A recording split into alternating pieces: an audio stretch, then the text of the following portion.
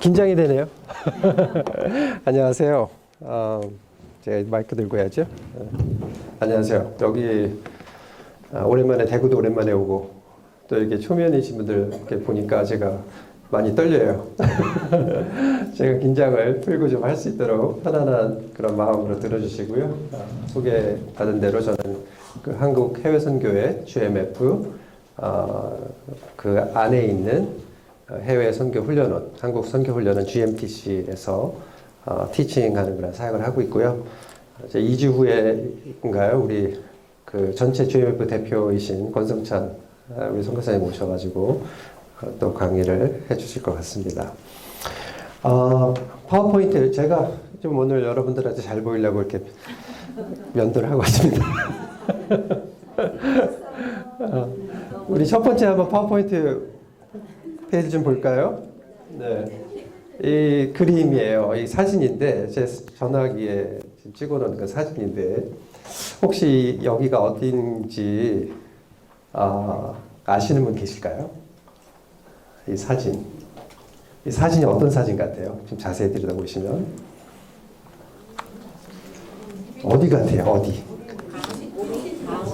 이 그림은 막 물 같은데, 저 뒤에 보면 벽이 있는 것 같기도 하고, 그죠? 저게 이제 프로젝터로 이렇게 쏘는 건데, 이게 이제 그 양화진 홀이라고, 그 우리 양화진에 가면 선교사님들, 조선에 오셨던 선교사님들 묘지가 있잖아요. 묘원이 있잖아요. 이제 저희 훈련원에서 그 앞에 이제 성산대교, 양화대교라는 다리가 있는데, 그 양화대교를 이제 건너가면 양화진이라는 곳에 거기에 이 선교원, 선교사 묘원이 있고, 거기 이제 100주년 기념재단에서 이제 관리를 하고 계신데, 그 100주년 기념재단에서 교회를, 100주년 기념교회를 거기다 세우고, 이제 거기서 관리를 하고 있습니다. 그래서 그 양화진 그 묘원 옆에 이렇게 100주년 기념 양화진 홀이 있는데, 거기 이제 딱 들어가면 껌껌해요, 처음에는. 불이 다 꺼져 있고, 그런데 이제 그 통로를 이제 걸어가기 시작하면은, 프로젝터가 이렇게 딱 켜지면서 요런 모양이 나타납니다. 그 통로에 이제 이게 쏘는 거죠. 그래서 그림이 물이에요. 그죠?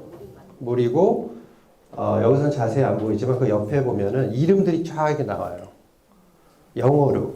그래서 뭐 아펜젤러라는 이름도 나오고, 언더우드라는 이름도 나오고, 뭐 로세타 홀, 뭐 이런 이름도 나오고, 그러니까 선교사님들, 조선에 오셨던 그런 선교사님들의 이름이 나오고, 그러니까 여러 가지 이제 그림들이, 상징들이 있는 거죠. 그죠? 어둠도 있고, 그 다음에 이런 바다에 그 물결이 출렁거리고, 이제 그 위로 우리는 이제 걸어가고, 이것이 그 선교사들을 소개하는, 조선에 오셨던 그런 선교사들을 소개하고, 당시의 그런 상황을 그려내는 이제 그런 이미지죠.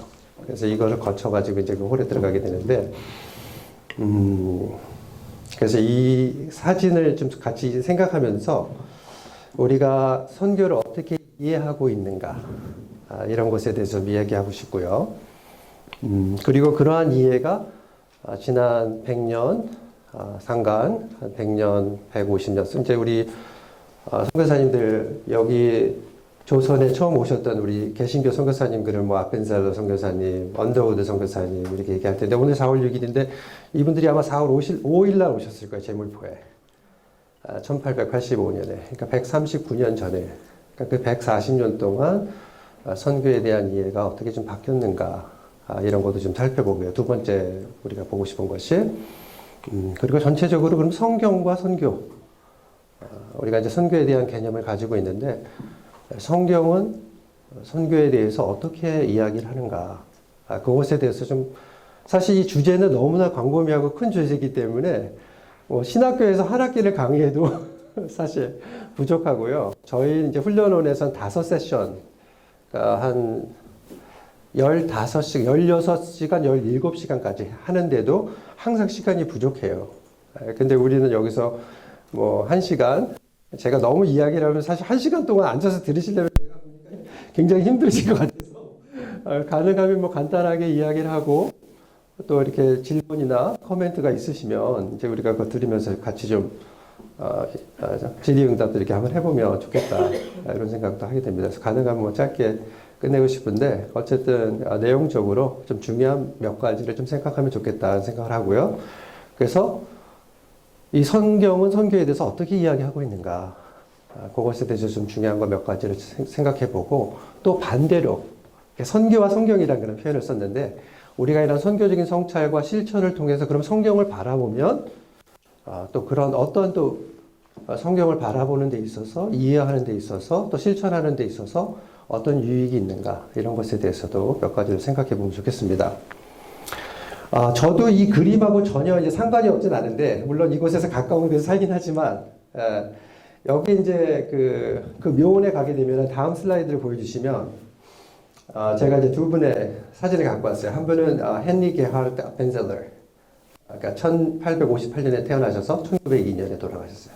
물에 빠지셔서 역사로는 이어지는 이야기로는 이제 학생을 같이 배를 타고 목포 근처에서 배를 타고 가시다가 물에 빠진 아이를 그 학생을 구하려고 하시다가 돌아가신 그렇게 우리가 역사가 전해지고 있는데 그 왼쪽 여러분이 보시기에는 왼쪽에는 잘생기신 우리 헨리 게하르트 아펜셀러 분이 계시고 여기 이제 홀스 그랜트 언더우드 이렇게 두 분이 물론 다른 사람들도 같이 한 5명, 6명이 제물포에 그날 입항하긴 했지만 조선 땅의 선교사의 신분으로 이제 오신 분은 이 두 분이었던 거죠. 그러니까 139년 전 하루 지금보다 139년 지나고 하루 된 거예요, 그죠?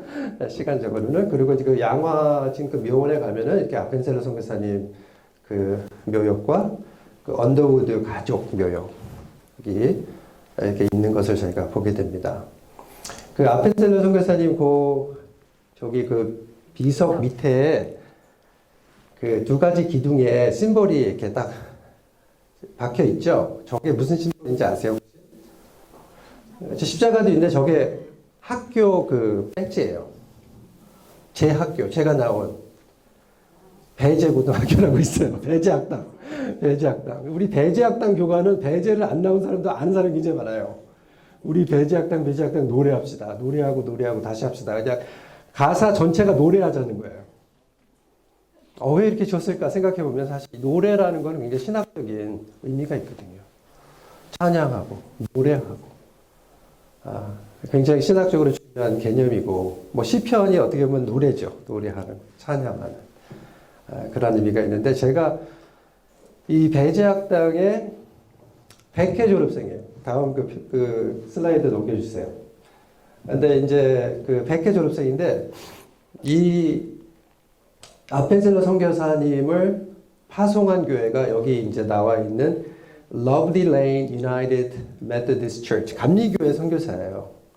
그래서 이분을 이제 파송하신 분이 가우처라는 분인데 그분이 이 러블리 레인 이 감리교회가 이제 볼티모어 중심부에 있다가 약간 이제 외곽적으로 이사를 하면서 이렇게 새로 건축을 저렇게 멋있게 1884년도 그때는 이제 아펜셀러 선교사님은 거기서 목회를 하시다가 파송을 받아서 이제 떠난 상태였지만 어쨌든 그 후에 이렇게 그 건물이 지어지는데 제가 볼티모어에서 왔습니다. 볼티모어에. 그래서 이 배제학당을 다닐 때 저는 교회를 안 다녔어요. 근데 거기 교회도 안 다니지만 뭐 학교 가니까 그래서 정동 감리교회도 항상 가야 되고 성경 공부 시간에도 가야 되고 찬송가도 배워야 되고 그래서 하여간 주구장창 시원의 영광이 빛나는 아침을 많이 불렀던 것 같아요. 하나님도 모르는데 그래서 나중에 제가 전도사가 됐는데 찬송가를 잘 몰라 교회를 안 다녔기 때문에 그래가지고 뭐 새벽기도 이런 걸 하면은 이제 해야 되니까 찬송가 생각 안 나면 여러분 시원의 영광이 빛나는지 모르겠습니다.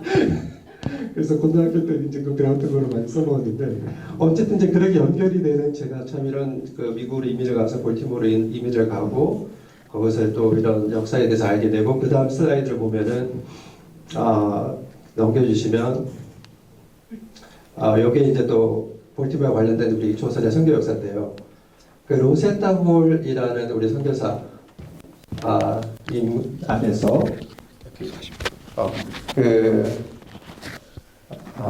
같이 이렇게 훈련을 받고 의학을 공부하게 되고 그래서 이제 볼티모어에 가서 의학을 공부하게 된 우리나라 최초의 여의사 김점동 또 공부한 곳이 볼티모어고 그때 그 남편이 이제 박유산이 같이 오게 되는데 그 박유산은 거기서 우리 김정동 우리가 아는 대로 김정 에스더 박이라고 그러죠. 그 남편 이름이 박이니까 영어로는 이제 에스더 박 우리나라 이름으로는 김정동이라는 이름인데 그 의대를 졸업하기 한 2, 3주 전에 결핵인지 폐렴인지 해서 돌아가셔요. 그래가지고 이제 거기 묻히죠. 같이 못 오고.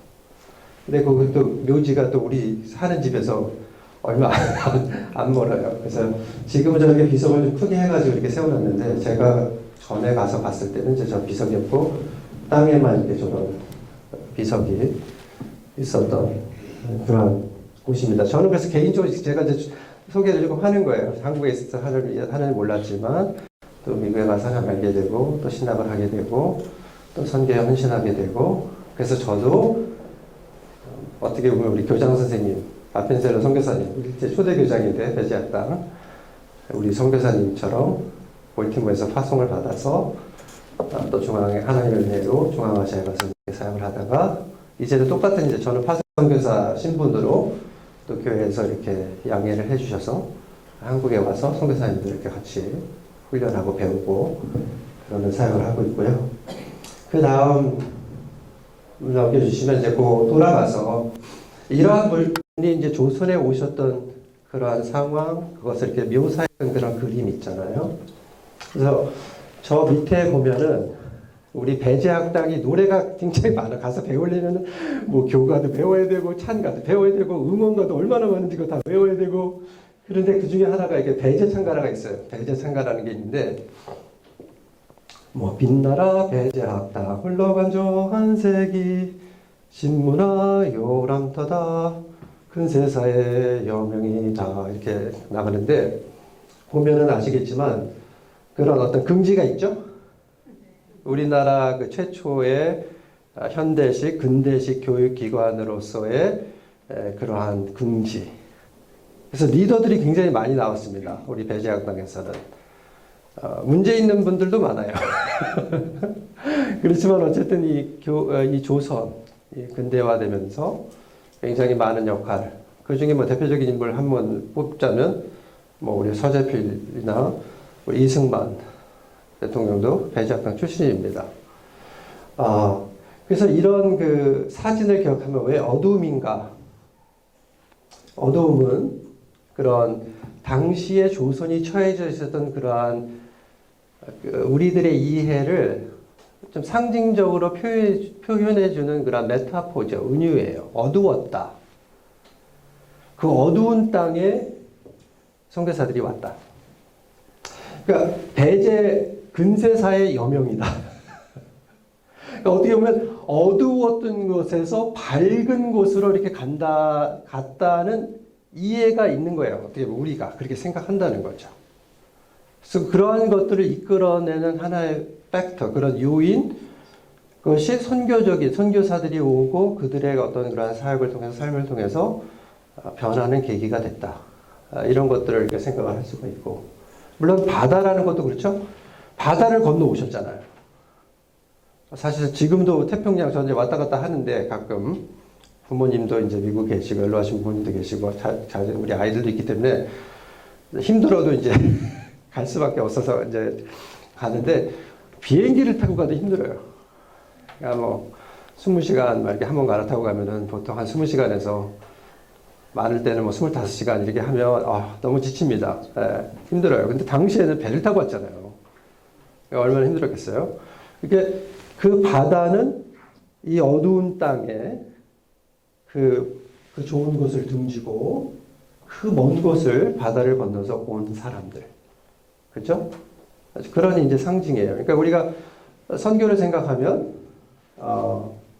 이렇게 그냥 먼 곳으로 가는 거 이렇게 그런 거 상징적으로 표현하는 것이고 그러한 곳에 가서 이렇게 교회를 세우고 또 교육 활동을 하고 사회 활동을 하고 문화 활동을 하고 이런 것들 통해서 그 교회가 그 사회가 더 문명화되도록 발전하도록 개발되도록 하는 것 이런 이제 생각을 한다는 거죠. 그리고 우리의 노래 자체도 어떻게 보면 우리 벤제찬가라는 그런 노래 자체도 노래도 그러한 좀 생각을 좀 담고 있는 그러한 노래라는 거죠. 그죠? 그래서 그 다음 슬라이드를 한번 저희가 보면요.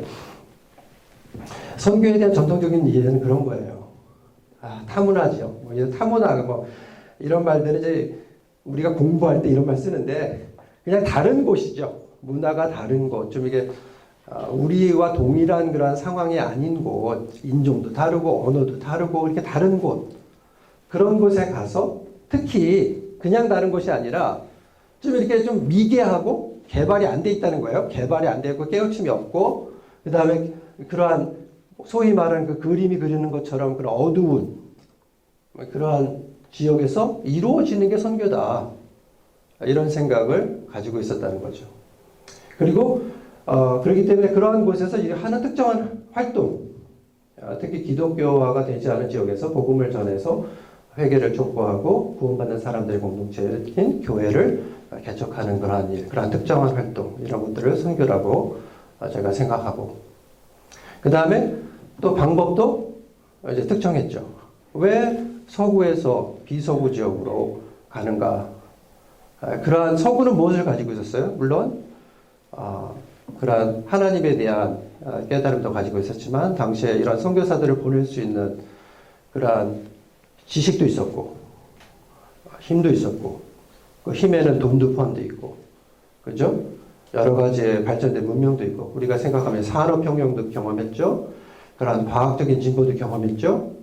그러한 이성적인 진보도 경험했죠. 그런 모든 것들이 굉장히 충만하게 진보가 되어 있던 곳이 서구 사회고 당시의 세계의 거의 대부분은 식민지화되어 있던 그런 상황이에요. 그러니까 굉장한 힘을 가지고 있었던 그러한 지역에서 그것을 가지지 못한 지역으로 그 방향으로 이루어졌던 그런 활동이라는 것이죠. 그래서 이런 것들은 물론 하나님께서 주신 기회고 하나님께서 주신 은혜라고 생각했지만 이 선교의 컨텍스트가 이러한 것들을 사용해서 이룰 수 있는 그러한 어떤 것이라는 것을 은연중에 생각하게 됐다는 것이죠. 전통적으로 그런데 사실 전통적으로만 이러냐 이제 이 다음 슬라이드에 얘기하지만 지금도 비슷한 생각으로 이제 하는 경우도 많이 있어요, 저희들이. 그래서 이런 것들도 이제 하기 위해서는 당시에는 교회가 단기 선교팀을 보내고 그런 게 아니잖아요, 그죠? 선교에 헌신한 아주 특출난 우리 아펜셀러 같으신 분, 언더우드 특출나신 분들이에요. 똑똑하고 많이 배우고 얼굴도 잘생기고 그래서 이런 특별한 소명을 가진 특별한 재능을 가진 특별한 사람들이 하는 것이 선교다라는 어떻게 보면 이제 그런 생각을 가지고 있었죠. 그러니까 다 특별한 것들이 특별한 곳에서 특별한 사람들이 특별한 방법으로 특별하게 이루는 그러한 것들이 선교다. 이런 생각들을 가지고 있다고 생각을 하고요. 어쩌면 지금도 그렇게 생각할 수 있죠. 우리 장로님 아드님도 우리 선교사 되셔야 되는데, 그거 아무나 하는 특별한 사람이 하는 거지, 선교는. 나 같은 사람이 뭐 하겠어요? 이런 말 할 수도 있고, 그죠. 어쨌든, 다음 슬라이드로 넘어가죠. 그러면 문제점이라는 말을 써냈는데, 문제점이라고 다른 말로 표현할 수도 있을 것 같긴 해요. 어떤 한계, 어떤 그런 거로 표현할 수도 있는데, 뭔가 한 가지는 조심을 해야 되겠죠. 우리는 이제 좀 이렇게 멀리 떨어져 있는 상태에서 이런 보는 거기 때문에 그 당시에서 어떤 것이 이루어지고 그랬을 때는 그 시대적인 상황과 정신을 담고 있기 때문에 우리가 이제 그 시대에 속하지 않은 사람으로서 그런 것들을 판단하고 비판하기는 쉬울 수 있지만 우리는 또 우리 나름대로의 이제 문제를 또 한계를 가지고 있겠죠. 어쨌든 그와 별개로 이제 이걸 얘기하다면 그러니까 당시에 그런 가지고 있던 선교는 그 우월한 어떻게 보면 또 높이 있는 더 개발된 지역에 있는 사람들이 그렇지 않은 사람들을 발전시킨다라는 그러한 생각이 많이 반영돼 있고 그러다 보니까 기독교화라는 것은 복음화, 영어로 말하면 evangelization, 복음화라는 것은 유럽화 혹은 아메리카, 미국화, 서양화, 저 사람들이 우리와 같이 좀 이렇게 되는 것을, 우리와 같이 발전된 사람들로 되는 것, 그렇게 교육시키고 발전시키고 그렇게 하는 것을 어떤 선교의 그런 모습으로 생각하는 경우가 많았다는 거예요. 저 사람들이 우리처럼 되면은 신앙도 갖는 것도 그것에 이제 물론 일부지만 우리와 같은 모습이 되면 선교가 이루어지는 거라고 생각을 했던 거예요. 그러다 보니까 자문화 우월적인 그런 생각들이 많이 있었다. 그리고 아까도 얘기했지만 인간이 가지고 있는 그러한 지혜, 지식, 그들이 가지고 있던 그 힘, 능력, 자원, 이러한 것들을 통해서 선교를 빨리 이룰 수 있다는 낙관적인 그런 생각이 팽배했었어요.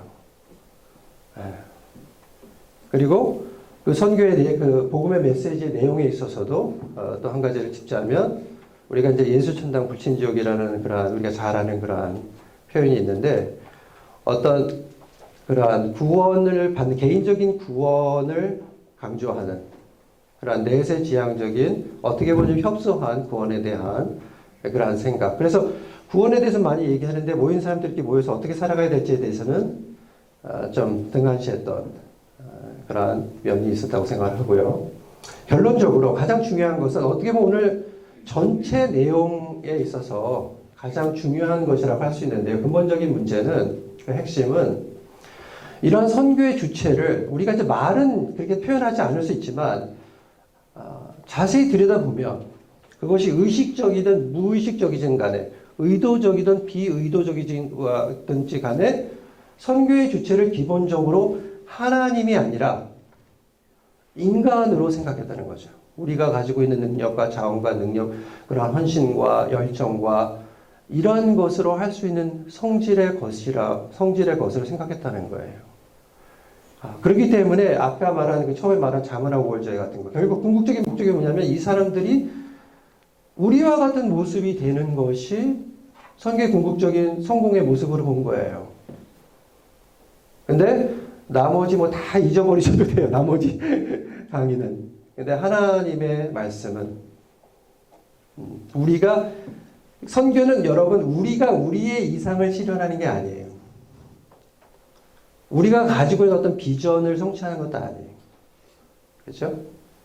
선교는 처음부터 끝까지 하나님의 일이고 하나님의 비전이 성취되어지는 것이고 그것은 하나님이 가지고 있는 그러한 선교에 관한 내용에 관한 것이고 그것이 처음부터 끝까지 그런 모든 과정 가운데 어떤 그 선교의 방식과 그죠?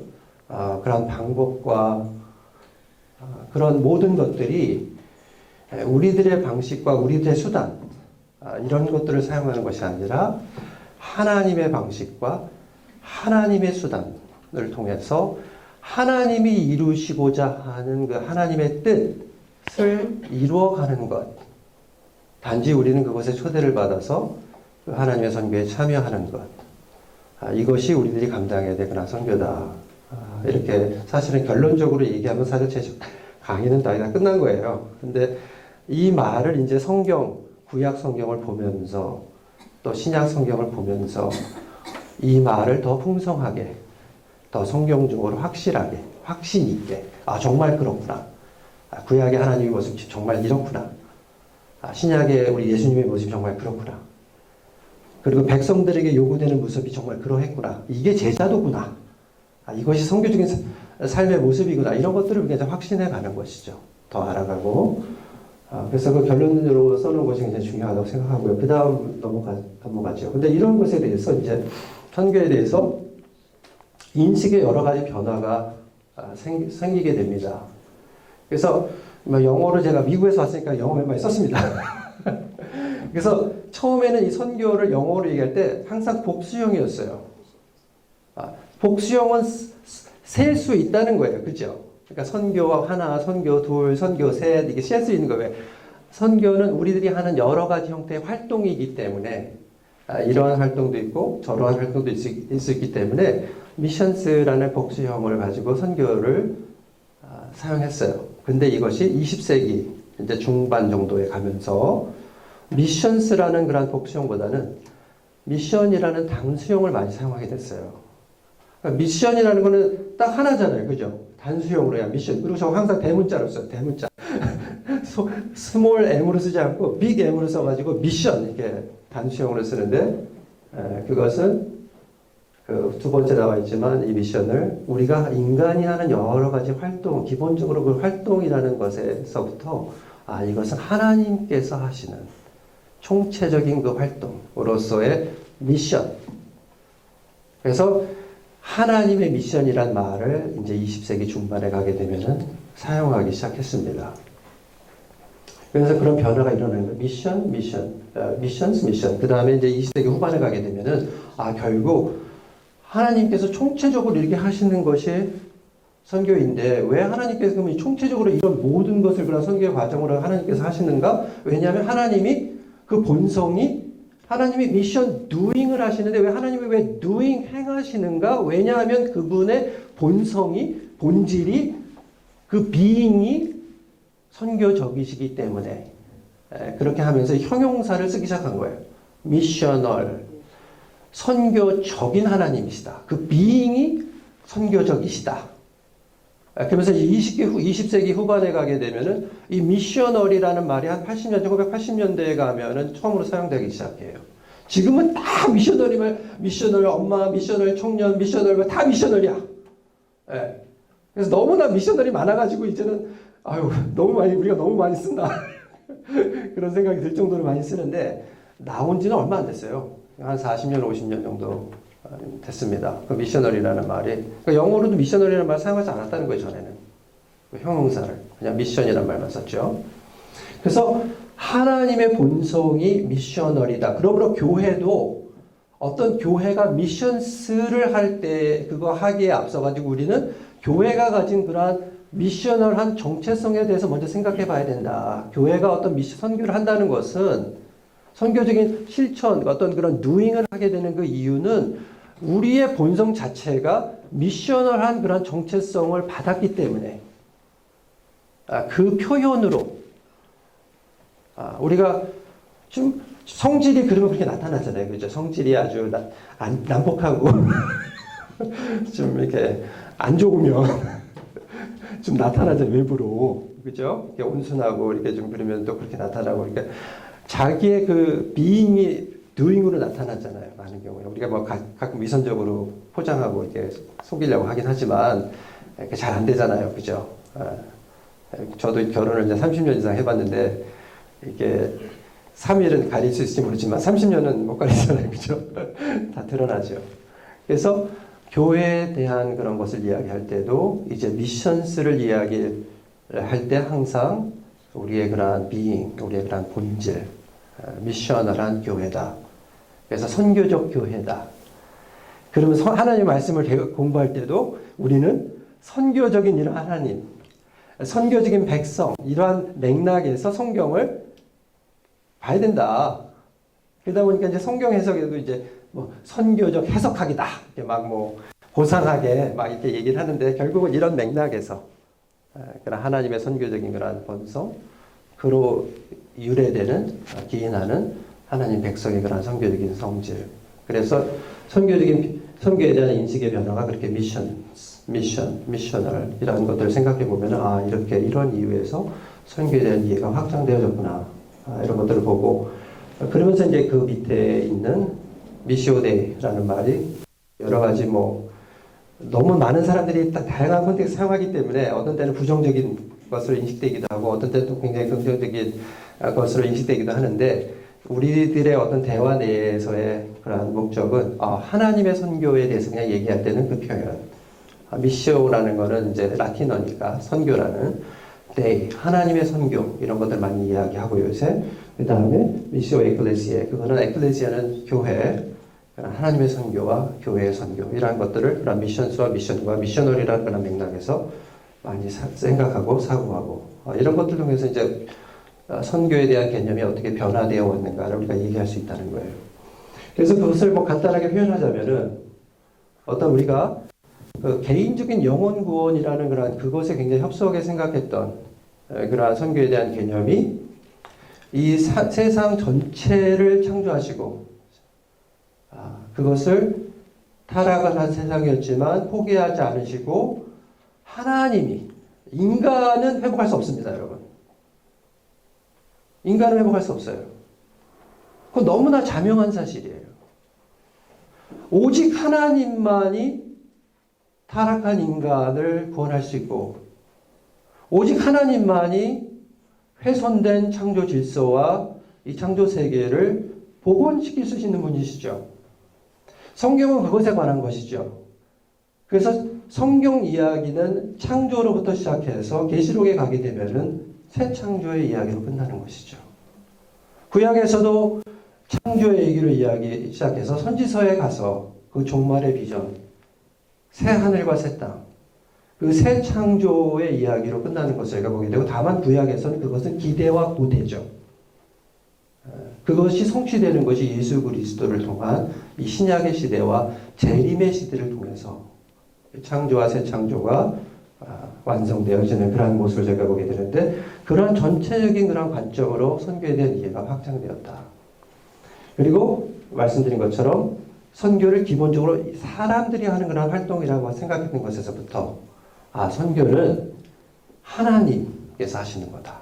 우리가 아무리 열정이 있고 아무리 선한 의도가 있고 아무리 믿음이 충만하고 모든 능력을 갖추고 있다 할지라도 그러한 것으로 할 수 있는 성질의 것이 아니다 라는 깨달음을 저희가 갖게 됐다는 것이고, 전통적으로 선교를 어떤 특정한 은사를 가진, 특정한 소명을 받은 특정한 사람들이 해야 됐던 것이라고 생각한다면, 이제는 우리 교회의 그런 선교적인 사명에 대한, 모든 교회라는 것은 여기서 교회가 건물이 아니잖아요.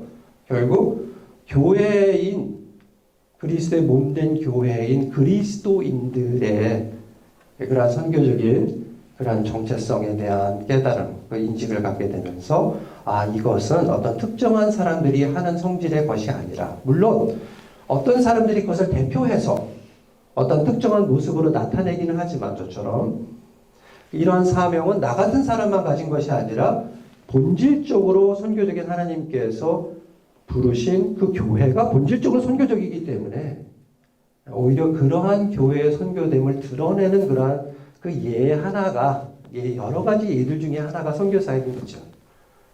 그러한 관점에서 선교는 어떤 특정한 사람들이 하는 그러한 것이 아니라 교회 전체가 세상을 향한 하나님의 선교의 증거로서, 수단으로서 나아가야 된다는 것을 저희들이 많이 이야기를 하게 됩니다. 그리고 어떤 그 선교의 그러한 시간적인 관점에서도 선교는 어떤 그냥 종말만을 바라보는 것이 아니라 지금 이곳에서부터 하나님께서 행하시고 계신 그러한 모든 활동에 우리가 참여하는 것. 왜냐하면 교회를 선택하셨기 때문에. 하나님께서 그냥 계속 할 수도 있는데, 예수님께서 계속 그냥 돌아가지 않으시고 그냥 계속 있으시면서 계속 일하시면 되는데, 예수님께서 그렇게 안 하셨다는 거예요. 난 가야 된다고 그러셨어요. 예수님께서는. 내가 가야 된다. 내가 한 일도 큰 일이지만 너희들은 나보다 더 큰 일을 해야 된다. 요한복음에 보면은 그들은 내가 한 일을 할 것이요 내가 한 것보다 더 큰 일을 할 것이다. 아니 도대체 우리가 무엇이길래 예수님보다 더 큰 일을 해요? 근데 예수님께서는 나보다 더 큰 일, 내가 한 일보다 더 큰 일을 너희들이 할 것이다 라고 말하고 있는 거예요. 그것이 이제 하나님의 경륜이죠. 그 일상을 채워나가는 것이 그 아직 이르지 않은 것, 그렇지만 이미를 경험하고 있는데 하나님 나라를 우리에게 임했습니다. 그것을 우리의 일상을 통해서 경험해 나가면서 더 큰 일을 해나가는 것, 예수님의 일을 하고 또 더 큰 일을 해나가는 것이 하나님의 선교, 또 우리들이 그 하나님의 선교 안에서 백성이 감당해야 되는 우리들의 선교라는 거예요. 그러니까 선교는 이제는 더 이상 어떤 특정한 사람이 특정한 방법으로 특정한 장소에서 특정하게 하는 것이라기보다는 이 온 세상을 하나님의 그러한 원래의 이상으로 회복시키는 과정 가운데 부르심을 받은 그 증거로서, 그 회복의 증거로서, 그러니까 우리가 그 증거가 없으면 우리들의 메시지는 깡통이에요. 이거 사실이다. 이렇게 될 거다. 근데 증거는 없어. 죽어보면 알 거야. 그 말밖에 못해. 증거가 없으면 그렇잖아요. 죽어보면 알 거라고. 근데 여태까지 죽었다고 온 사람이 없어요. 예수님 말고는. 그럼 우리는 그냥 믿어야 되는 거예요. 증거는 없지만 당신이 말하니까 내가 믿겠습니다. 잘 안 되는 거예요. 하지만 이러한 회복에 하나님과 우리의 함께함, 그러한 회복의 증거, 새로운 창조의 증거, 회복함의 증거, 그 가능성을 우리 교회가 담고 그것을 살아가고 그러한 우리의 여정 가운데 지금 이 순간에 또 어제로부터 오늘부터 내일로부터 변화해가는 우리의 모습을 통해서 이러한 하나님의 그 일하심의 실제를 저희가 보여준다면 그것이 하나님의 그 메시지를 증거하는 이게 정말 사실이다. 믿을만하다. 아직 부족하지만 이거 옳은 것 같다. 그런 것들을 경험하게 되고 그것이 우리가 하는 모든 그리스도인들이 이곳에서 그들이 있는 이곳에서 행하고 또 하나님의 부르심대로 저곳에서도 특별한 것을 하는 게 아니라 그 모습 그대로 나아가는 것이죠. 여기서 사는 대로 선교지에서 살아가는 거고. 그렇죠? 그러니까 여기서 그렇게 못 사는 사람은 선교지 가서 못 살겠죠. 그렇게. 그런 경험이 없으면 그곳에 가서 새로운 경험을 창출할 수 없겠죠. 결국에 가면은 선교지 가서 하는 건 뭐예요? 나의 것을 하게 되는 것이고 나의 모습을 보여주게 되는 것이고 나의 이상을 실현하게 되는 것이고 나의 방법을 사용하게 되는 것이죠. 그래서 선교에 대한 개념도 이렇게 이전에 가지고 있었던 그런 특별한 그런 것으로부터 이런 보편적인 삶의 모습으로 변해나간다 이런 것들을 저희가 보게 됩니다. 시간이 엄청 많이 가. 아직 구약 시작도 안 했는데 큰일 났습니다. 다음 슬라이드를 가죠. 그러면 변화의 요인에 대해서 몇 가지 얘기하겠습니다. 간단하게. 왜 이런 변화가 있었냐. 그러니까 20세기 초반에도 기독교 잘 나갔어요. 평화로웠고 같이 땅 따먹기 하고 다 성공적이에요. 다 포르투갈도 성공적, 스페인도 성공적 다 땅 따먹기 하고 있어가지고 사이좋게 땅 따먹기 하면서 선교적으로도 여기는 북장동에 가라 여기 남자끼리 우리가 하겠다 잘 하여간 하고 있었어요. 사이가 좋았습니다. 근데 우리가 잘 아는 대로 엄청난 시련을 겪게 됐잖아요. 그렇죠? 세계전쟁이 있고 세계전쟁이라는 거는 기독교 국가들이 기독교 국가 아닌 국가들 싸운 게 아니에요. 무슬림하고 싸우는 게 아니에요. 물론 오스만 제국이 들어가긴 하지만 그게 종교 전쟁이 아니었잖아요. 오히려 기독교 국가들끼리 전쟁을 하고 수많은 사람들이 죽어가고 그렇게 낙관적으로 마치 세계 복음화가 금방 이루어질 것 같이 생각을 했었는데 우리의 민낯을 인간의 그 철저하게 악한 타락한 정말 너무 처참한 그러한 모습을 1차 세계전쟁과 대전과 2차 세계대전을 통해서 저희들이 보게 되고 어떻게 보면 이러한 것들이 실천적으로도 그렇고 또 신학적으로 우리가 너무 인간적인 신학을 했구나. 하나님을 배제한 신학을 했구나. 그러한 깨달음을 갖게 되면서 신학적으로도 신구약 할 것 없이 하나님에 대한 중요성이 굉장히 강조되고 삼위일체적인 신학을 굉장히 강조하는 그러한 운동이 일어나는 것을 저희가 20세기에 보게 돼요. 그래서 선교라는 것도 그런 맥락에서 또 실천적인 이유로 또 신학적인 이유로 그리고 우리가 단순하게 계몽주의 영향을 받아서 어떤 것들을 굉장히 단순하게 생각했던 그러한 것들로부터 시작해가지고 이것이 단순한 거는 별로 없구나. 모든 것은 굉장히 복잡한 것이구나. 그러면서 이러한 맥락, 문화적이고 정치적이고 사회적이고 여러 가지 그러한 맥락에 대한 중요성에 대해서 그런 인식론적인 그런 성찰, 변화를 경험하게 되면서 그리고 그와 더불어서 선교를 계속하고 있었으니까 실천적인 경험이 있잖아요. 결과가 있잖아요. 그런 것들을 보면서 이러한 앞서서 말한 선교에 대한 이해가 변화되게 되었다라고 저희가 볼 수가 있을 것 같습니다. 다음 슬라이드 좀 보죠. 그래서 저기 책에 여기에는 두 가지 책이 있는데 하나는 1904년에 굉장히 유명하신 훌륭하신 분이에요. 존 모트. 노벨 평화상까지 받으신 분이니까 그리고 에딘버러 선교대 1910년도에 열렸던 에딘버러 선교대회 의장이었고, 그다음에 Student Volunteer Movement, 우리 학생 자원운동, 미국에서 엄청나게 일어났던 학생 자원운동, 또 그로 인해서 조선의 선교사들이 엄청나게 밀려들어왔죠. 똑똑하고 유능한 아이비리그 출신들의 그런 선교사들이 우리나라 많이 왔습니다. 그게 Student Volunteer Movement를 통해서 그렇게 많은 학생들이 도전을 받고 프린스턴 뭐 이런 데 다니는 사람들이 다 포기하고 조선 땅으로 오는 거예요. 목숨을 버리는 거예요. 그러한 일들이 일어났는데 그 스튜던트 발런티어 무브먼트의 의장이었어요. 존 몰튼은. 그러니까 엄청나신 분이죠. 이분이 이제 그때 책을 썼는데 그 제목이 The Evangelization of the World in this Generation. 그러니까 우리 세대의 in this generation, 이 세대의 세계의 복음화라는 타이틀을 썼습니다. 얼마나 그 열정이 들어 있습니까? 우리 세대의 이 복음화는 우리 세대에 일어나야 된다. 우리 세대 지금 세대는 뭐 30년이잖아요. 20, 30년. 세계 복음화를 이루어야 된다. 그러한 열정이 있었던 거예요. 그만큼 자신감이 팽배했었던 거예요. 한편으로는 그러한 어떻게 보면은 우리들에 대한 뭐 그것을 그 사람은 인간적인 것만 생각해서 이렇게 말하는 거 아니에요. 그렇지만 그만큼 우리들이 할 수 있다는 그러한 자신감이 있었다는 거예요. 그러니까 뭐가 필요해요? 우리는 더 많은 자원하는 사람들이 필요합니다. 우리는 더 많은 헌신이 필요합니다. 우리는 더 많은 물질이 필요합니다. 열정이 필요합니다. 기도 필요합니다. 다 하는 거예요. 그렇지만 거기에는 항상 우리의 그게 많이 들어가 있는 거예요.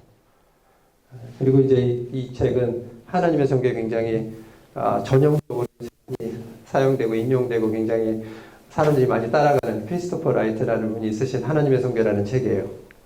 그래서 선교는 하나님이 하시는 것이야. 물론 이분한테 공정해야 되니까 책을 또 하나 쓰셨어요. 하나님 백성의 선교. 그래서 하나님의 선교를 이해하고 그것에 참여하는 것이 하나님 백성의 정체성이 가장 중요한 거야. 책을 또 쓰시기 때문에 크리스토퍼 라이트는 하나님 선교만 얘기하지 않고 하나님 백성의 선교도 이야기하죠. 하지만 그냥 그 예를 들자면 한쪽 끝에는 선교는 그냥 하나님이 다 하시는 거야. 말하자면 이제 옛날에 윌리엄 캐리인가요? 윌리엄 캐리 같은데 이제 영국에서 일어나고 인도에 가서 이제 그 해외 선교에 대해서 막 역설하면서 우리가 해야 된다고 그러니까 거기 목사님이 나이가 지드신 목사님이 이거 젊은이 좀 앉으라고. 하나님은 당신이나 내가 이렇게 막 호들갑 떨지 않아도 하나님이 다 하실 것이다. 가만히 앉아 있어라. 이렇게 면담을 줬다는 그런 이야기가 있는데, 그런 시각이죠. 하나님이 다 하시는데 뭐 우리가 뭐 해야 돼? 하나님의 선교인데. 어떻게 보면 이제 그러한 어떤 하나의 이 책이 그를 얘기하고 있다는 게 아니라 그러한 잘못된 그러한 그냥 그 제목만 보고 아니면 하나님이 하시는 건데 뭐 우리가 해야 돼. 한 면으로 그런 극단으로 나갈 수 있고 또 다른 한편으로는 이것의 주체가 하나님이시라는 걸 잘 잊어버리고 내가 주체가 돼서 하는 그러한 선교를 생각하는 또 그 다른 한편의 그러한 극단적인 자세를 가지고 있었는데 사실은 어떤 균형이라는 것은 이런 either or 이거 아니면 저것이 아니라 사실은 못된 이 중간에 하나님의 그 선교의 주인 되심, 주체 되심을 기억하면서 그렇다면은 우리는 어떠한 형태의 부르심, 어떠한 책임, 어떠한 정체성 이것을 받았는가를 생각하고 고민하는 그러한 것이 필요하다라고 생각을 합니다. 시간이 많이 가고 있는데 또 그 다음 슬라이드 한번 볼까요? 성경과 선교 이게 이제 주제인데 성경과 선교의 관계는 어떤 것이냐? 성경은 선교라는 말 자체는 그 말 자체는 성경에 없습니다. 미션이라는 말 자체는 그러니까 그 개념을 성경에 나오는 다른 개념들을 가지고 통합적으로 생각하고 추려내야 되는 것이죠. 선교라는 그런 개념은 그렇지만 이제 그렇지만 우리가 선교를 이야기할 때는 성경을 근거로 해서 그 선교를 이해하고 정의를 해야 되겠죠. 그렇죠? 성경은 선교를 정의해야 된다. 성경은 선교에 관하여 이야기하며 당연히 성경에 사용되지 않는 그러한 선교 미션이라는 단어도 지금 말씀드린 것처럼 성경을 기초로 정의되고 이해되어야 된다. 생각하고요. 두 번째로 또 중요한 것은 성경 자체가 선교의 부산물이다, 산물이다. 왜? 하나님께서 하신 선교의 결과로 이 성경이 나타나기 때문에. 그리고 성경은 하나님의 선교와 하나님의 백성의 선교의 그 산물이자 또 기록이다. 그죠? 신약 성경 특히 그렇죠. 바울이 또 누가가 이렇게 선교 여행을 하면서 그런 결과가 나오는데 그것에 대해서 편지도 쓰고, 그죠? 그러한 전체적인 것을 기록한 것이 또 신약 성경이잖아요. 그러니까 선교에 대해 말하자면 우리가 제가 한국에 있으면 뭐 한국에서 이러면서 뭐 우리 교회에다가 기도 편지도 보내고 이렇게 살고 있습니다, 이렇게 하고 있습니다, 보고하잖아요. 그런 것처럼도 그 신약 성경도 선교에 관한 하나님 백성 초대교회의 그러한 선교적 증거를 담고 있는 책이다. 그렇기 때문에 성경은 세 번째로 선교적인 관점에서 이해되어야 된다, 읽혀져야 된다. 이것은 이제 선교적 해석학이다. 고상하게 하면 요새 고상한 말로 선교적 해석학이라는 말을 사용합니다. 그래서 다음 슬라이드를 보면은 이 해석학적인 그런 선교적 해석학적인 전제를 저희가 보게 되면은 선교적인 성삼위 하나님이 전제죠. 세상을 창조하신 하나님께서 타락한 세상을 회복하신다. 하나님은 말씀드린 것처럼 선교적이시고 그 being이 선교적이시고 그렇기 때문에 그 doing, 일하시는 것이 나타난다. 그러니까 하나님은 선교적이신 분이시고 하나님은 선교를 행하시는 분이시다. 성경은 선교적이다. 성경은 선교적인 부산으로서 하나님과 백성의 선교를 증거한다. 하나님의 백성은 선교적인 백성입니다. 하나님의 백성은 하나님의 선교의 수혜자. 우리들은 하나님의 선교의 수혜자로서 구원을 받을 뿐만 아니라 우리 여기까지만 생각할 때 많아요. 예수님께서 우리를 주구에 십자가에 돌아가셨지. 나는 구원의 혜택을 받았지. 당신도 혜택을 받으세요. 예수님을 믿으세요. 거기서 끝날 때가 많은데 그것까지는 성교, 그거에 머무르는 우리는 성교를 하나님의 선교를 이해를 하지 못합니다. 왜냐하면은 우리는 그 수혜자로서 구원을 받을 뿐만 아니라 이제는 그 하나님의 선교의 초대를 받아서, 그러니까 초림과 재림의 시대가 있다는 우리가 그 사명을 살아간다는 거예요. 그 필요가 없으면 그냥 재림으로 끝나면, 처음에 초림으로 끝나면 되죠. 하지만 초림과 재림의 사이를 살아간다는 것, 예수님께서 우리를 파송하신다는 것은 이제 우리가 예수님의 그 구원의 그 사역의 수혜자로서 생명을 얻을 뿐만 아니라 이제는 그 사역의 초대를 받아서 더 큰 일을 할 수 있도록 초대를 받아서 그분의 선교의 대리자로서 내가 예수님 믿기세요. 이제 내가 할게요. 그게 아니라 우리를 통해서 계속 행하시는 성령의 권능으로 말미암아 계속 행하시는 그 사역의 예수님의 대리자들로서 사자들로서 고린도의 바울의 표현을 빌리자면 ambassador 그런 대사들로서 우리가 사명을 받아서 이제는 우리가 생명을 주는 건 아니지만 그 메시지를 전달함으로써 그 사인을 이렇게 표시함으로써 그 생명의 원천에 표시함으로써 성령의 권능으로 말미암아 그들도 이 하나님의 선교의 참여자들이 될 수 있도록 복음의 시혜자가 되는 것. 그러한 시혜자로 세상으로 나아가는 사명을 받았다라는 겁니다. 그리고 이러한 모든 것들이 일어나는 곳이 바로 세상이라는 거예요. 근데 세상은 타락한 세상이에요.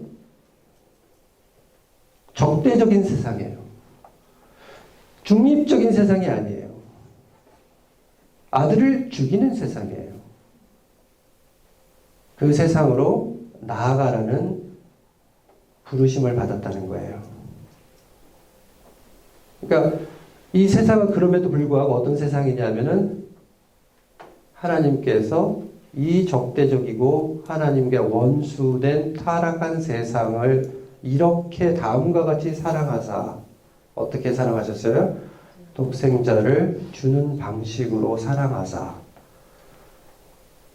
그 아들을 주셨으니 이는 그 아들 믿는 자마다 멸망치 아니하고 영원한 생명을 얻게 하기 위한 것이라는 거죠. 그러한 일에 초대받은 것이 선교에 관한 것이라는 거예요. 선교는 이런 것이라는 거예요. 좀 심각한 거예요. 선교는 심각한 거예요. 그러므로 선교적인 그리스도인, 우리가 이제 성경과 선교, 또 앞으로 몇 주 동안 얘기를 하겠지만, 선교적인 그리스도는 어떤 사람들이어야 돼요?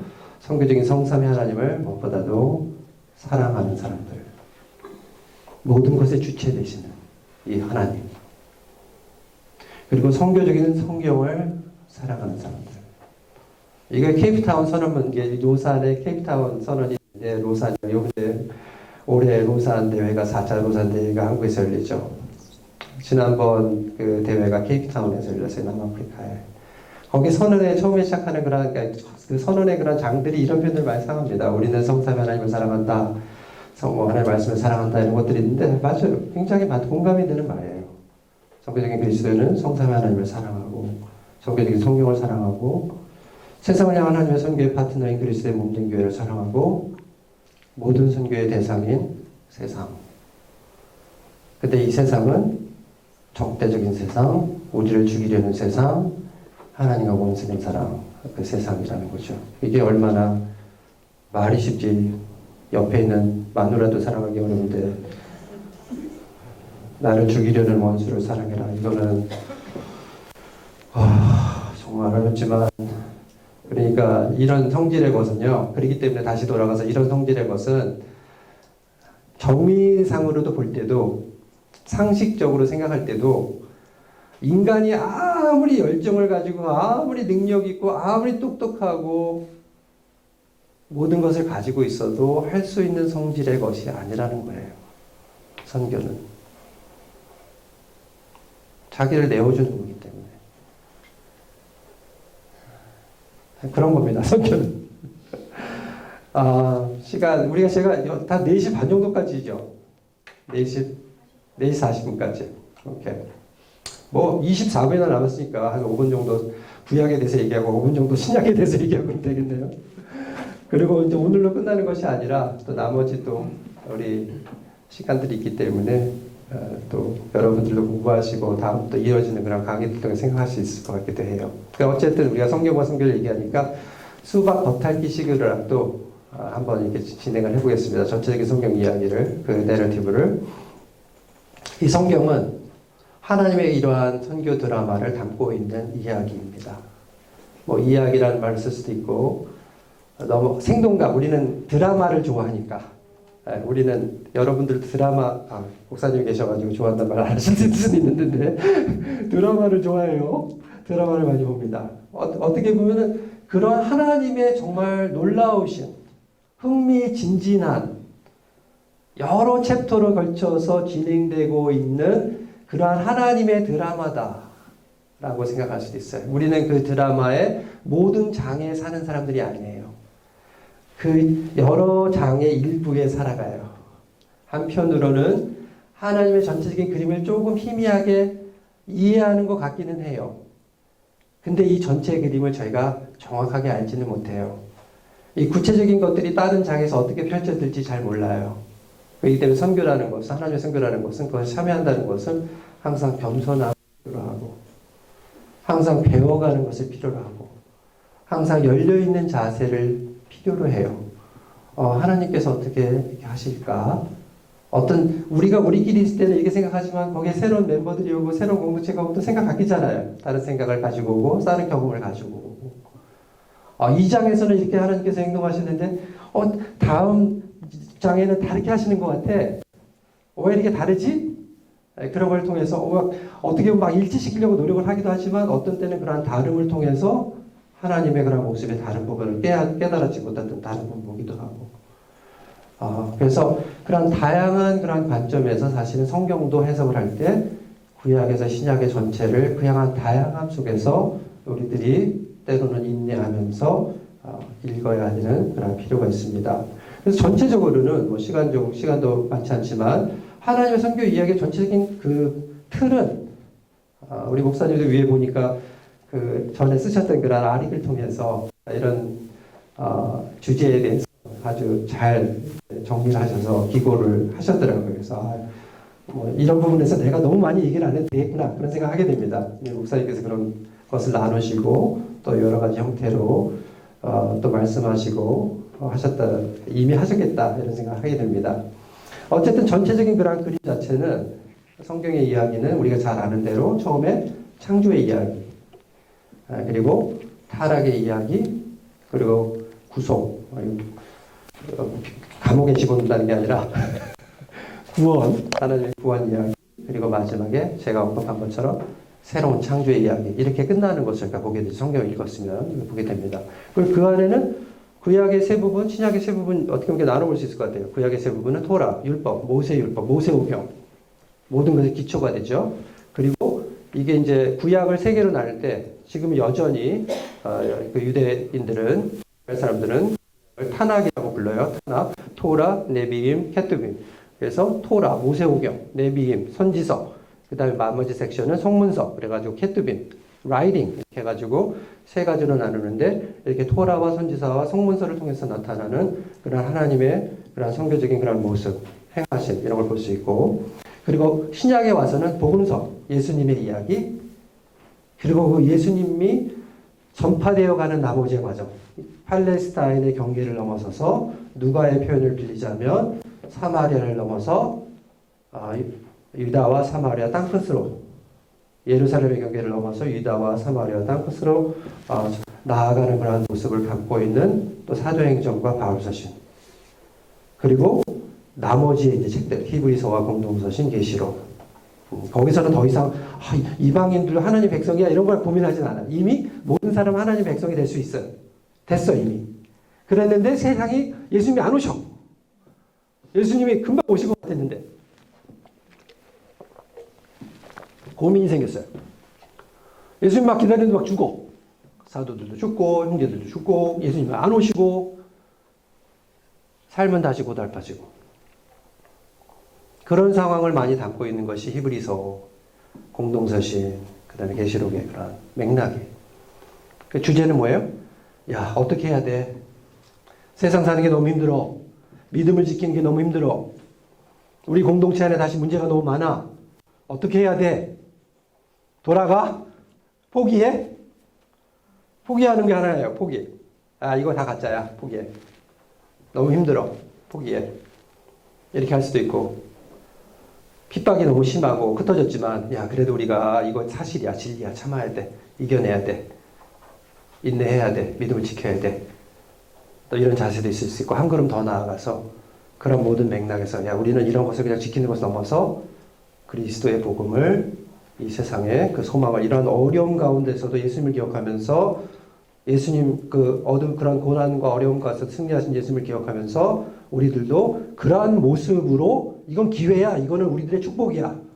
왜냐하면 우리도 예수님처럼 살 수 있는 그러한 축복을, 그러한 맥락을 하나님께서 허락하셨기 때문에. 편안한 환경에서 어떻게 예수님의 삶을 잘 나타냅니까? 예수님이 살라고 삶은 십자가 삶인데 내 삶은 너무 편해요. 그러면 십자가의 삶을 살기 굉장히 힘들겠죠. 환경이 너무 좋아. 아무도 없어. 아니면 아무도 없거나 환경이 너무 좋아가지고 아무리 어렵게 살려고 해도 어렵게 살 수가 없어요. 그게 축복이 아니에요, 여러분. 초림과 재림을 사는 백성에게 그게 축복이 아닙니다. 그리스도를 더 닮은 삶을 살아갈 수 있는 그 삶. 그리스도가 걸으신 길을 걸어가면서 예수님을 더 알아갈 수 있는 삶. 그 마음을 깨달을 수 있는 삶. 그러한 가운데 예수님의 그런 메시지가 내 삶에 녹아지고 진짜가 되고 진짜 배기가 되고, 그런 삶의 모습을 살아갈 때에 말이 아니라 삶을 통해서 예수님의 메시지의 그 진정성, 그 사실됨이 나타나는 것이죠. 그런 기회를 가졌던 공동체가 공동서신의 공동체예요. 중요한 게 뭐예요? 공동서신에서는 예수님의 말씀을 기억하는 거예요. 어려워도. 그리고 그 말씀대로 사는 거예요. 그래서 선교라는 거는 신약 성경에 시간이 많지 않기 때문에 제가 그냥 입에서 나오는 대로 하겠어요. 순서에 상관없이.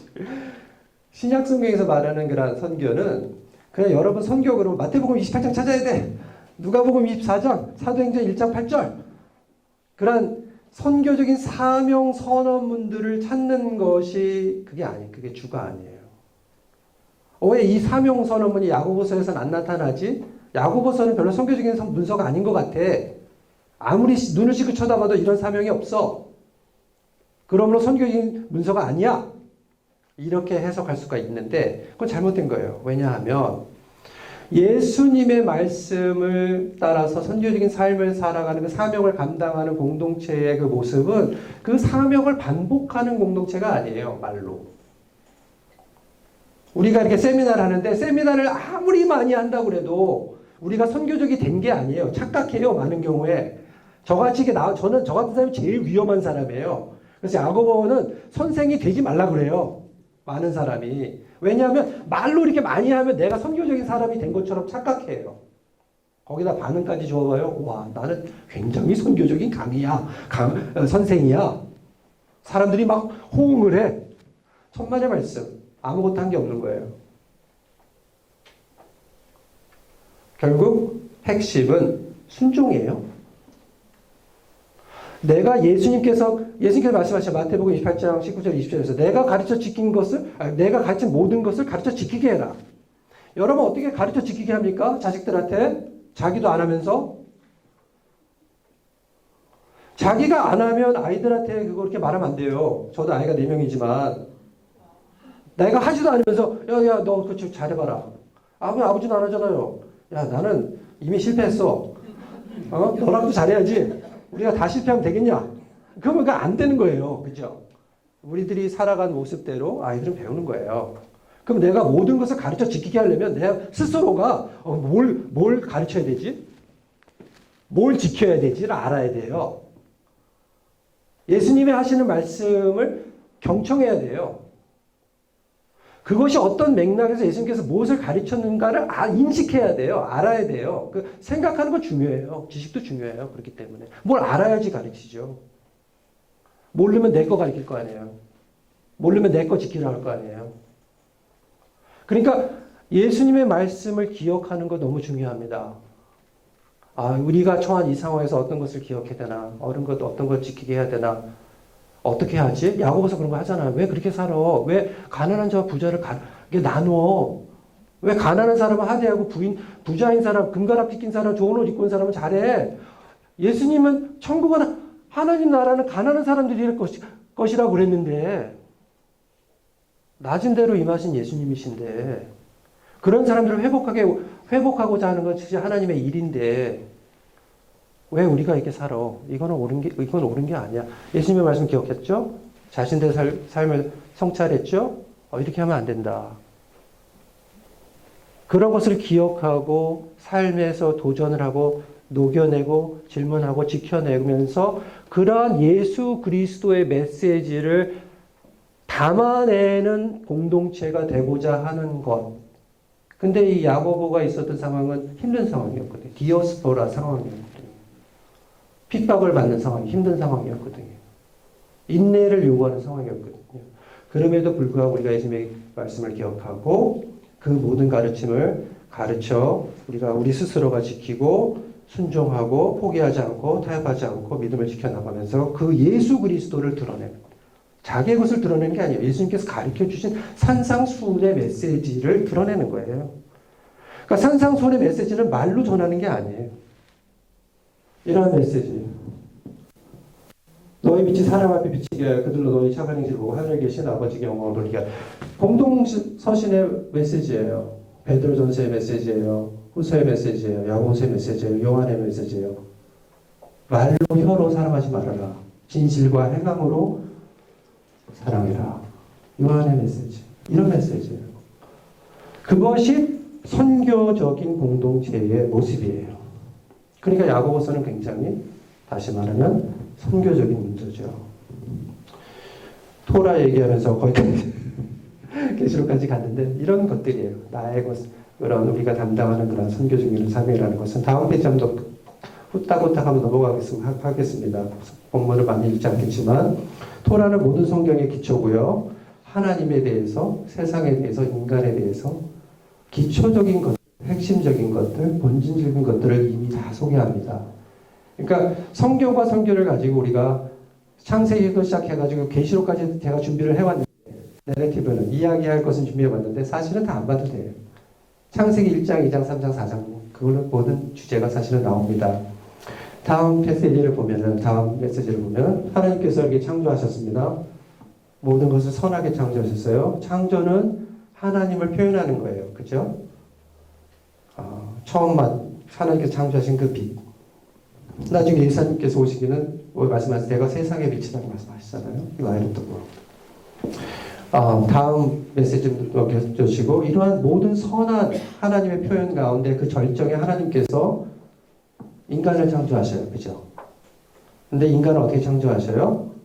형상을 따라서 우리의 모양대로 사람을 만들자 하시고, 하나님이 당신의 형상대로 사람을 창조하시고, 하나님의 형상대로 사람을 창조하실 때 또 모양대로 또 창조하시고, 그리고 첫 번째 사명을 주시는데, 창세기 1장에 있는 예수님, 그 하나님의 사명과 주심과 또 2장에 있는 사명이 굉장히 중요합니다. 사명을 받아요. 두 번 다. 그래서 이것은 또 하나의 성경의 패턴이에요. 하나님이 부르실 때는 그냥 부르시는 게 아니라 사명을 주셔요. 저는 이것을 또 영화 하나 더 쓰겠습니다. 저는 이거를 이렇게 불러요. 저가 부르는 거예요. 네가 불러서 무슨 어쩌라고 여러분 생각하시겠지만, 제가 어떻게 부르냐면 이 스킴을, 이 패턴을 콜링과 커미셔닝의 패턴이다. 성경에 나오는, 성경 전체를 통해서 나타나는 부르심과 사명 주심의 패턴이다. 항상 부르실 때는 사명을 주신다. 그래서 물론 이제 창세기에는 콜링이 크리에이션이에요. 그죠? 어떤 것에서 창조하셨어요. 창조하시고 커미셔닝을 주십니다. 1장에서는 생육하고 번성해라. 하나님께서 인간을 형상대로 창조하셔서 선하게 창조하시고 자신을 가장 완벽하게 드러내게 하시고 교제를 하시는 그러한 가운데 한 아담으로 창조하지 않으시고 남자 아담, 여자 아담으로 창조하셨어요. 처음엔 다 아담이 남자, 여자와 형상대로 창조했는데 여자도 아담이고 남자도 아담이에요. 1장에서는요. 그 아담이 여자와 남자 아담으로 만들어졌어요. 왜요? 생육하고 번성해서 이 하나님의 영광을 드러내는 이 관계가 더욱 충만해지고 확산되기를 처음부터 하나님께서는 기대하시고 계획하셨기 때문에. 그러니까 선교는 이해와 관련된 거예요. 이대로 남아있는 것이 아니라, 제한되어 있는 것이 아니라 이 하나님과 인간의 관계가 계속 확장되어지고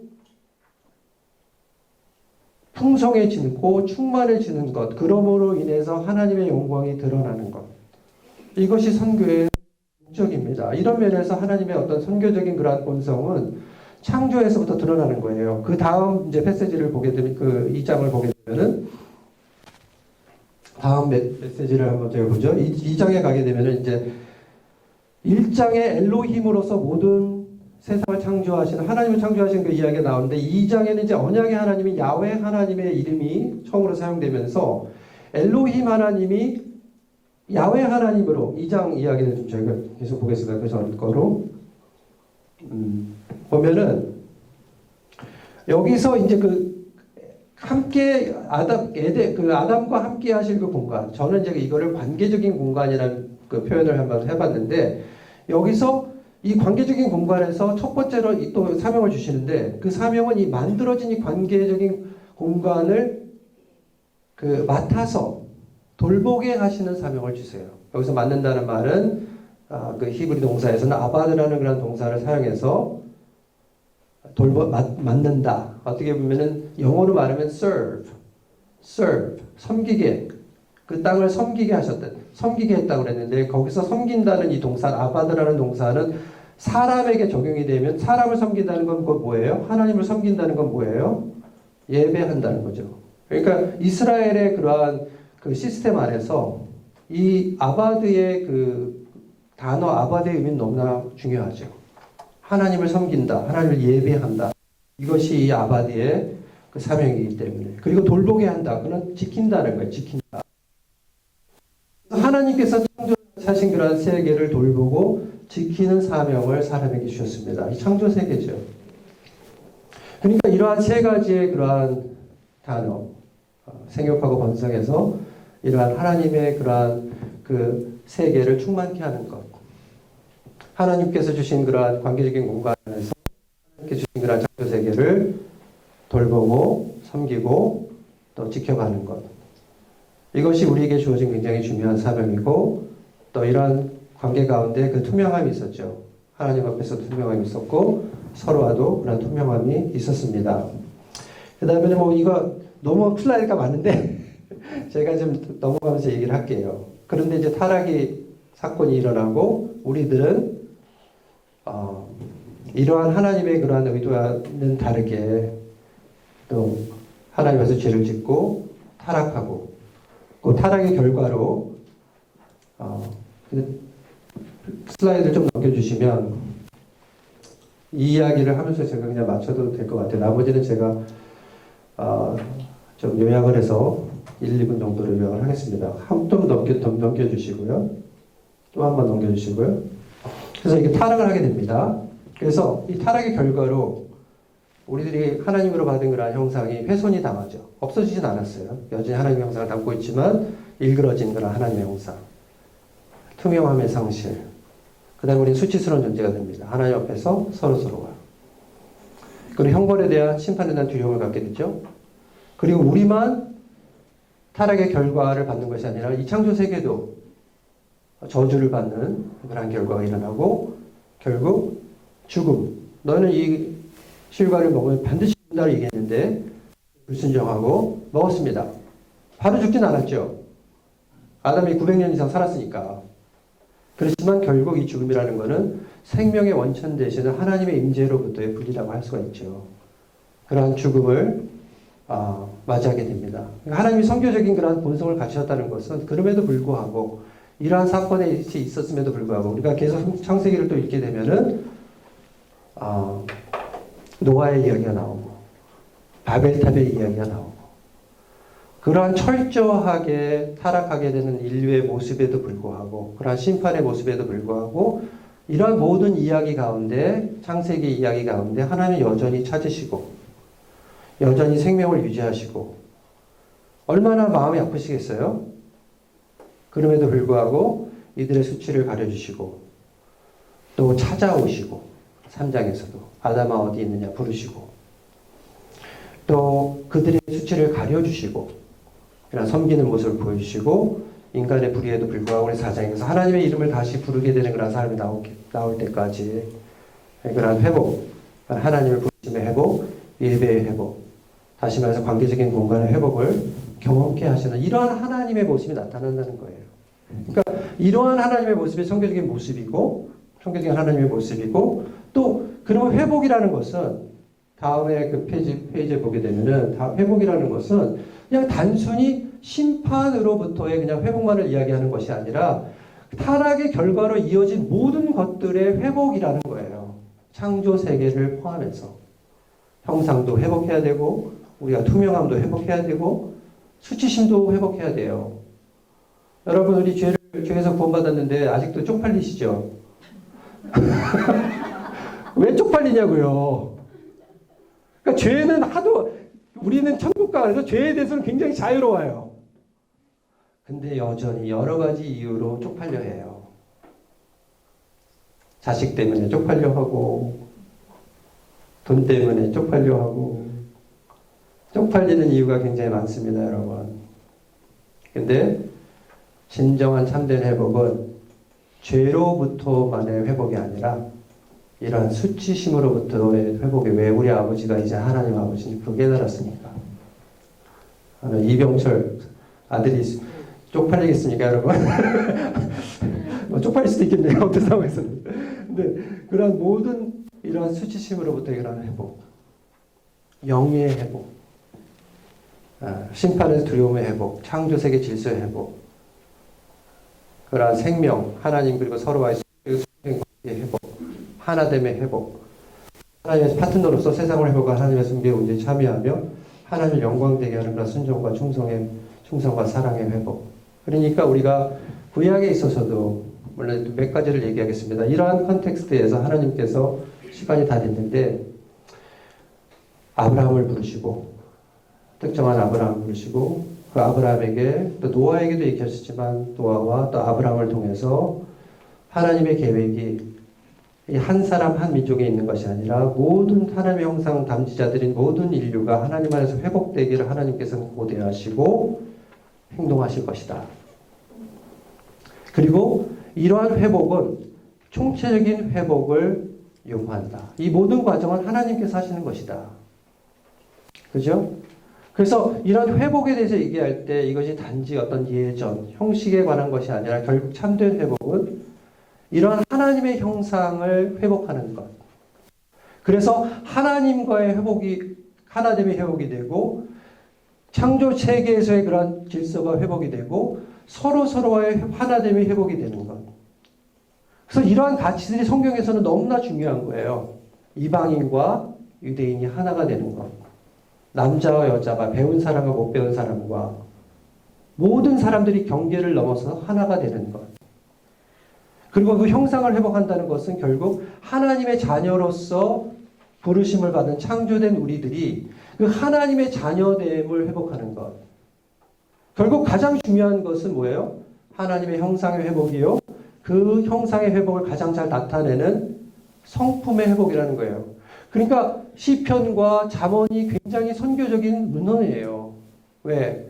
인애와 공의가 충만하신 하나님의 모습대로 너희들도 그 인애와 공의를 목에 걸고 살라고 얘기를 하는 거예요. 하나님처럼 되라. 하나님의 모양을 회복해라.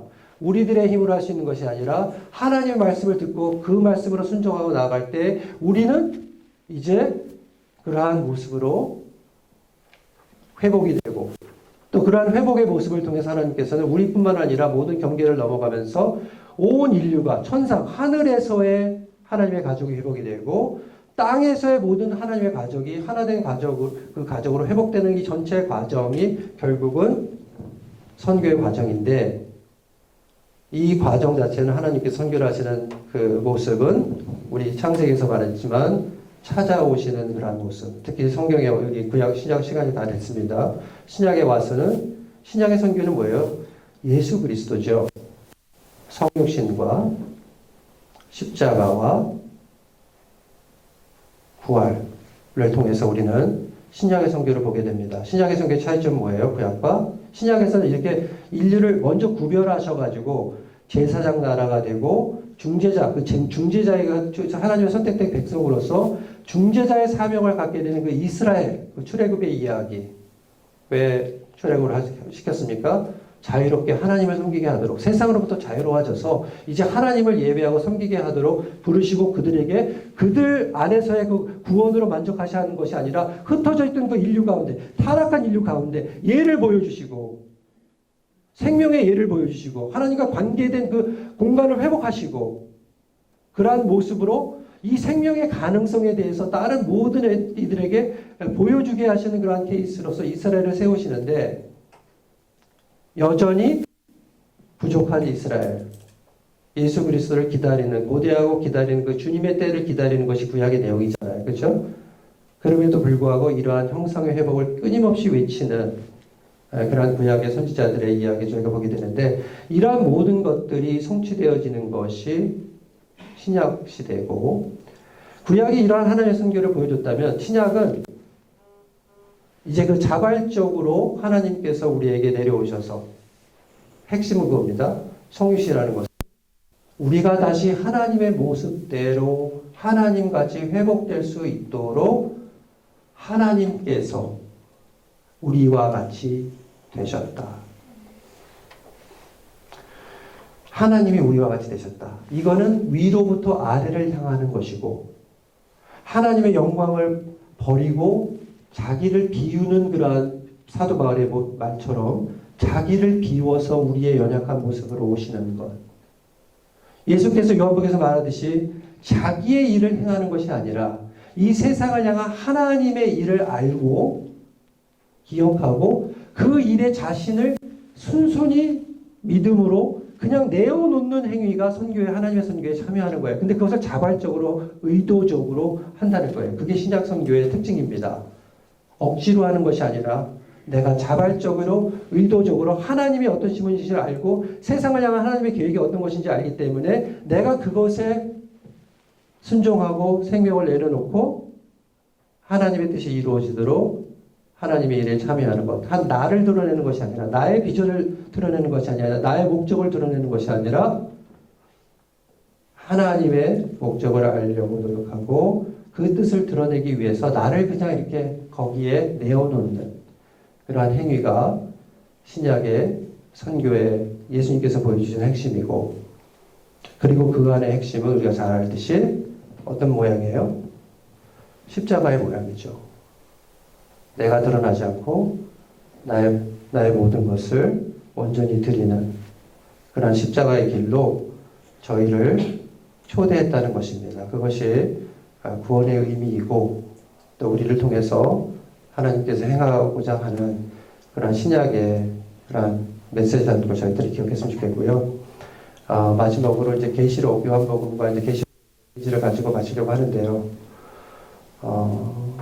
결국 우리가 닮아야 되는 것이 무엇입니까? 하나님의 성경을 생각할 때 예수님께서 요한복음에서 얘기하면서 모든 영광에 어떻게 보면 영광스러운 그런 절정에 이르러서 예수님께서 미랄의 이야기를 하죠. 그죠? 그 미랄이, 하늘의 미랄이 떨어지지 않으면 그대로 있는데, 떨어져 죽으면, 30배, 60배, 100배, 그죠? 많은 열매를 맺는다. 이렇게 많은 열매를 맺는다 말씀하시는데, 그걸로 끝나는 것이 아니라 예수님께 그러죠. 누구든지 나를 따르는 자는 내가 있는 곳에 있어야 된다.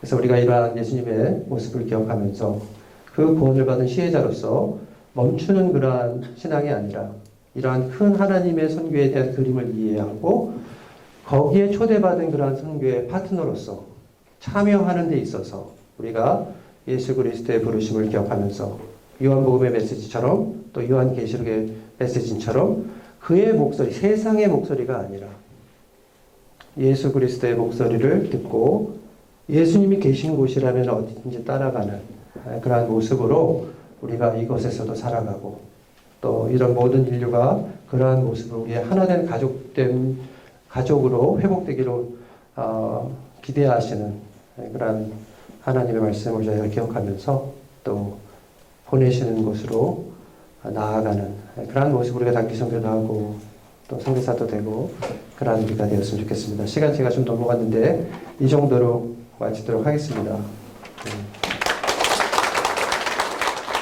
시간이 많이 됐는데 어떻게 한두 가지 코멘트나 질문이 있으실까요?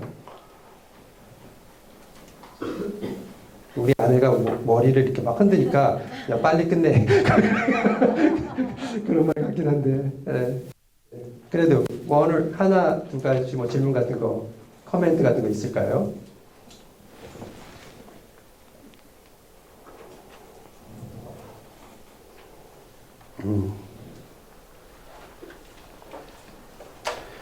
없으시면 우리가 기도를 하도록 하겠습니다. 사실 복음서 얘기도 좀 이야기해야 되는데 우리 복음서를 보게 되면은 이 복음서의 모든 구조는 예수님께서 이런 목적으로 예수님께서 오셔서 첫 번째로 하시는 일이 선교사 예수님이에요, 그렇죠?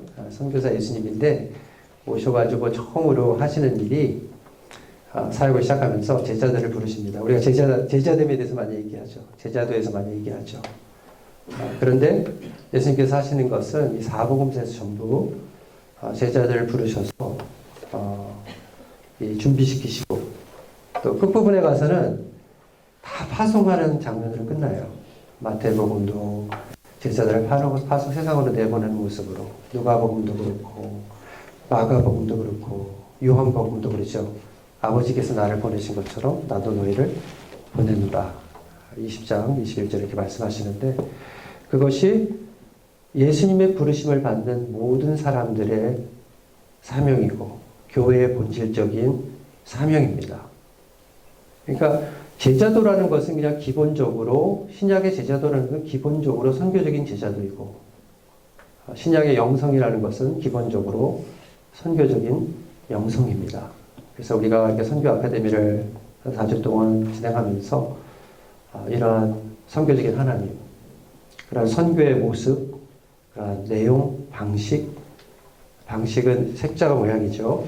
그런 모습으로 또 선교를 우리에게 보여주시고 그 선교의 결과로 그 생명의 그런 수혜를 얻게 한 우리, 또 우리를 그냥 그 생명만 주실 뿐만 아니라 거기에 초대하셔서 예수님의 파트너로서 이제는 그것을 나누는 더 큰 하나님의 예수님의 큰 일에 초대하신 그런 우리들의 정체성, 그게 우리 정체성이라는 거예요. 선교사가 되든 그냥 우리 성도로서 살아가든 그게 우리 기본적으로 가지고 있는 정체성이라는 거예요. 그래서 그것을 우리가 기억하면서 함께 기도했으면 좋겠습니다. 그래서 하나님 정말 우리에게 우리를 향한 이러한 아래로 향하는 그러한 하나님의 마음을 알게 하여 주시옵소서. 구약에 나오는 그 수많은 정말 처절한 그러한 죄와 악함에도 불구하고 가슴이 정말 찢어지는 그러한 마음으로 하나님께서 너희는 이제 내 백성이 아니야 이렇게 심판을 하시고 또 선언하시면서도 그 간절함으로 포기하지 않으시고 그들을 위로하시고 또 부르시고 또 종말의 약속을 주시고 또 그러한 모습으로 예수를 보내주셔서 우리가 하나님의 원수 되었을 때 우리가 하나님 앞에서 잘하고 친구가 되어서가 아니라 우리가 하나님 앞에서 아무런 그러한 자격이 없는 그러한 모습으로 원수 되었을 때에 그때 가장 강력한 그러한 모습으로 적대적이었던 우리를 사랑하시는 그런 모습으로 아들을 주신 우리 예수 그리스도를 기억하고 그런 감사함을 저희가 회복하고 또 그것이 단지 우리들만의 구원이 아니라 이제는 하나님의 그런 파트너로서 하나님의 그런 선교에 초대하시고 우리들의 역량에 상관없이 성령께서 주시는 그러한 권능으로 말미암아 우리가 그러한 변화를 스스로도 체험하게 되고 그런 하나님의 임재가 드러나게 하시고 그 모습을 통해서 세상에 예수 그리스도의 모습을 선포하기를 원하시는 그러한 예수님의 그러한 기대와 기도가 우리의 개인적인 삶 가운데 이루어질 수 있도록 우리는 부족하지만 연약하지만 우리와 함께 하시는 성령으로 말미암아 그러한 변화를 우리 개인이 또 체험할 수 있도록 경험할 수 있도록 또 나뿐만 아니라 내가 그러한 또 변화를 받고 우리 주위에 있는 형제자매들이 그러한 변화를 받아서 우리 교회가 우리 공동체가 이러한 하나님의 임재가 성삼위 하나님의 임재가 드러나고 그러한 성교적인 하나님의 계획의 성취로 그러한 변화와 회복의 모습이 드러나는 그러한 공동체가 될 수 있도록 여러분 함께 기도했으면 좋겠습니다. 결국 이러한 변화를 통해서 우리가 그런 변화를 통해서만 하나님의 그런 선교의 실제를 증거하고 또 세상에 선포할 수 있기 때문입니다. 그러한 우리가 될 수 있도록 그러한 우리 교회가 될 수 있도록 그리고 이러한 것들에 대한 더 큰 이해와 또 그 하나님의 또 도우심을 경험하는 나머지의 또 우리 성교 아카데미가 될 수 있도록 합심해서 우리 기도하도록 하겠습니다. 기도하겠습니다.